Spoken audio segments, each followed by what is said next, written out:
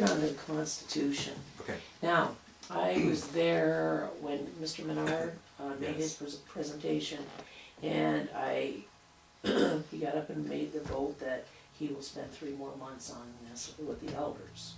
Anything the board wanted to be changed or something, that they'll work together. Correct. And they were all there, Mr. Menard's elders, and they all voted yes. What's been happening so far with that? Well, we're scheduling a master meeting that includes the travel board, the Constitutional Convention Committee members, and the Elder Advisory Board. And so just to go back, take a step backwards here, in 2005 the Board of Directors voted to establish a Constitutional Convention Committee and a process and a work plan. And the work plan included appointing 29 members that were people from all over the UP, tribal members all over the UP, and all over Lower Michigan, and we took interest of people, so we took nominations. And then we appointed the 29 people. Their charge was to meet for a period of 2 years, to go out in the communities, to find out from people what they want to see in the new Constitution, the redraft of it, and to take that input.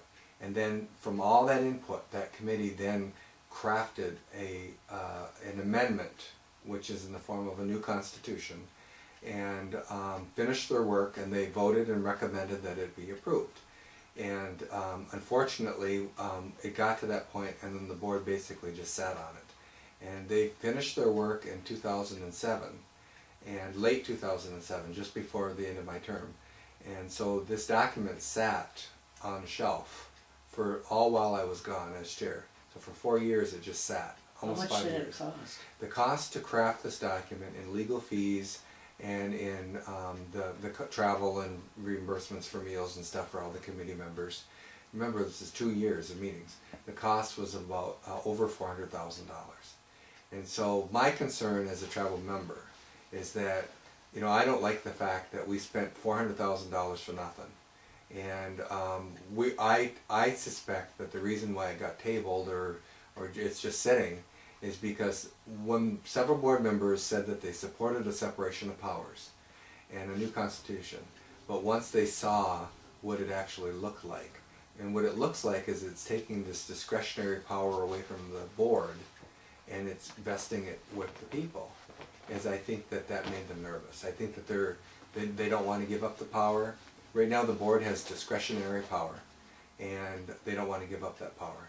So, what we're doing is we're scheduling a meeting so that those 3 entities, the Elder Advisory Board, the Constitutional Committee, and the Travel Board, can go through each item to identify what we would like, what's absolutely essential to change now, in order to have a separation of powers, what's critically necessary to change.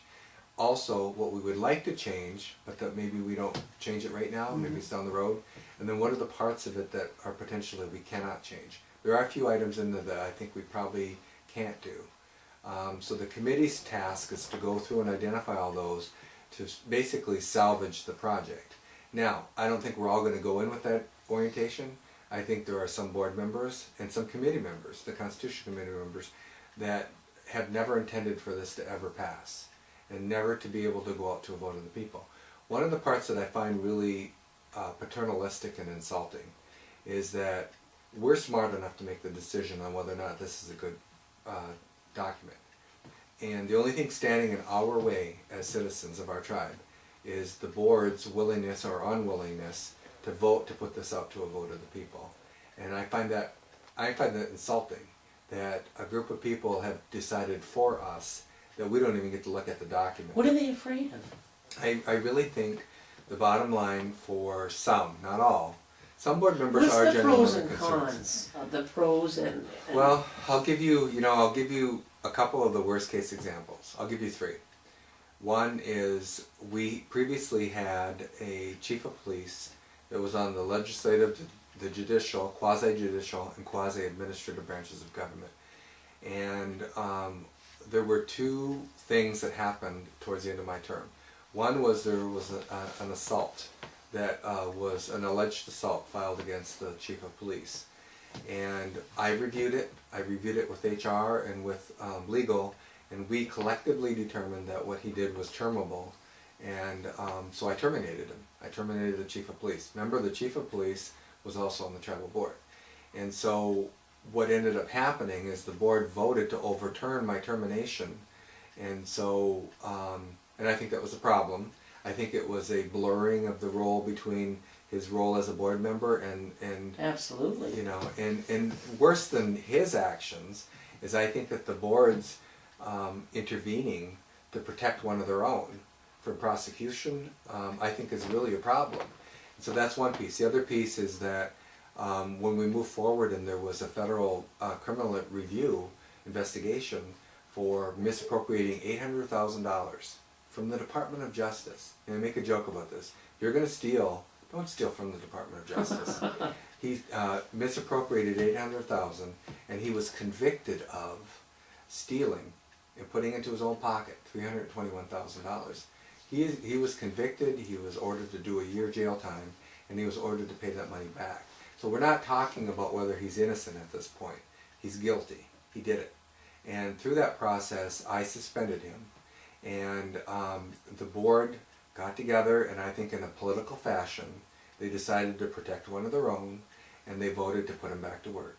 And the day that they put him back to work, he allegedly shredded timesheets to cover up his crime. One of the specific crimes that he was alleged to have committed was he paid a family member about $40,000 for a position that didn't exist. And so when he went back to work, when the board forced him back to work, when they voted to force him back to work, that day he allegedly shredded the payroll sheet so that we wouldn't be able to, the federal government wouldn't be able to prove what he did. Now the foolishness of that is that when you turn your payroll sheets in, they go to accounting. You keep a copy so you can shred those documents if you want. Accounting have the information. And so those are used as examples to demonstrate where there's a blurring of the lines. Right now, if 7 board members decide to take the $18 million that we have in tribal support from casino revenue that we use for programs and services, if they voted to decide to split that casino money up among 7 people, because you only need 7 board members to vote on something, it would become legal. And there wouldn't be anything you or I could do. I mean, I could protest, I could scream till I'm red in the face, but I couldn't stop it from happening. Under the new Constitution and the separation of powers, that wouldn't be possible. And so the other worst case example is through the 7+1 litigation when the former chairperson paid out 7 of his friends $3 million. We filed a civil case. We lost the civil case, and there's lots of reasons probably why, but we also have no statute of limitations in the tribe. And so I believe what he did was to violate our criminal code, and so we should be charging him with a crime. We should charge him. There's no statute, right? We should charge Jolene Nertoli with a crime.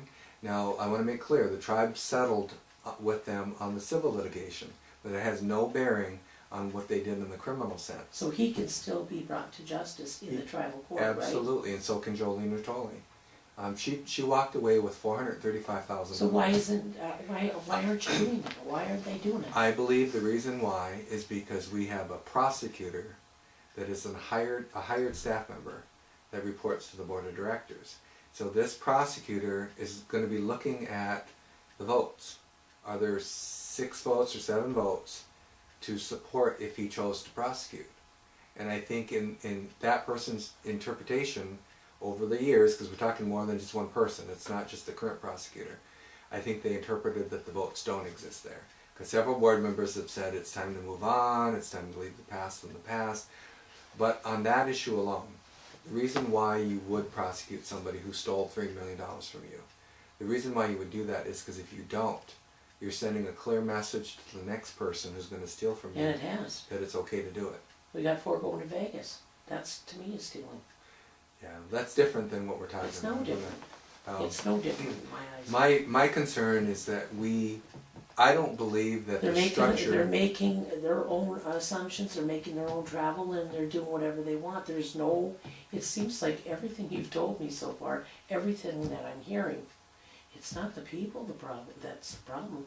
It's 12 people that's the problem. I think the argument could be made the way that you're making it, but I think it's important.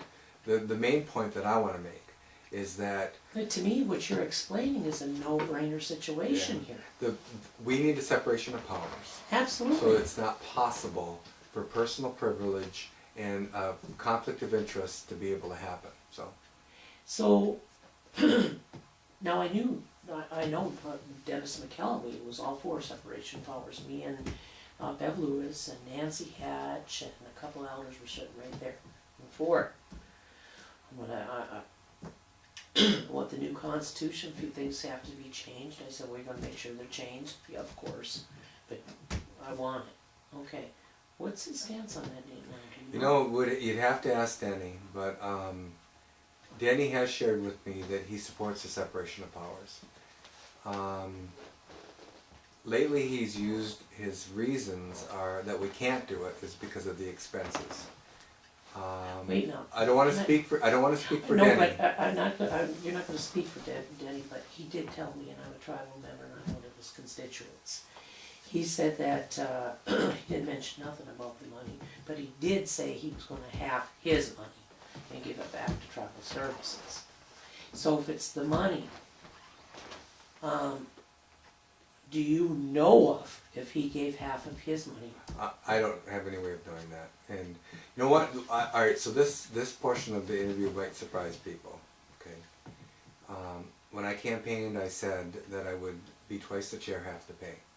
And so when I became chair, I had to decide, am I going to go through payroll and just cut my pay in half, or potentially take that half and spend it in terms of services? Because one of the problems would be if I just cut it in half and I didn't have that money available to use it for services for people, like $1,000 for the Junior Police Academy, which I'm giving, $1,000 to the United Way, money to Habitat for Humanity. So if you gave your $50,000 up with this tribe as the way it stands, you've got 4 people going to Vegas on it instead of going to service. It might be paying for that. Absolutely. Yeah. I don't blame you. So what you're doing with your half of the 50,000, tell the members what you've done. Well, I'll be publishing that information annually, and so I pledged on those items that I just talked about, but also to the Community Foundation, Tribal Scholarships. I'm budgeting out of my pay $20,000 a year to help tribal members, so when they come for service, often when people come for service, especially if they live outside the service area, but even if they are in the service area, if they're just above the income guidelines, then the tribe doesn't help them. And the hardest part of my job is when somebody comes for help and I can't help them. And sometimes it's heart-wrenching, because just because they're over income, there's still people that are the working poor. And so if I can help them, I'm going to. Now when I was chairman before, I gave away $15,000 to $20,000 a year of my salary. And so for me, it seems like we got away from the purpose of being the chair, which is in the old days, the chair, the chief, was the most humble person and the most generous. And I don't know if people know this, but when I left office, the person who replaced me for chair got a $20,000 raise that the board knows about. And I'm reviewing it right now to find out whether or not the person got both the chairman's salary at $100,000 and $120,000 for Greektown. I don't know the outcome of that yet, because I can't get to those records because of this interpretation of the resolution. But it's been asserted to me that this person got both sources of funds. That they got, for a period of time, they got both sources of funds. That's double dipping. One for here and one for there, right? Right, absolutely. And wow. so. And they're sitting on the board now? No, it was the person who replaced me as the chair. Oh. Yeah, he's no longer. Oh. And so all right, so I want to shift our tribe back to what we were originally intended. You know, I don't think it was ever planned that we would have people over $100,000. If you make $100,000 in Sault Ste. Marie, you're a wealthy person. Oh yeah. And $50,000, now I have an advanced education, I could become a college professor, I could go anywhere, but I want to serve my people. And so I have no qualms about cutting my take-home pay to $50,000. I feel good about that. A professor, I don't even believe makes $100,000 a year around here, do they? Actually, they come pretty close to that.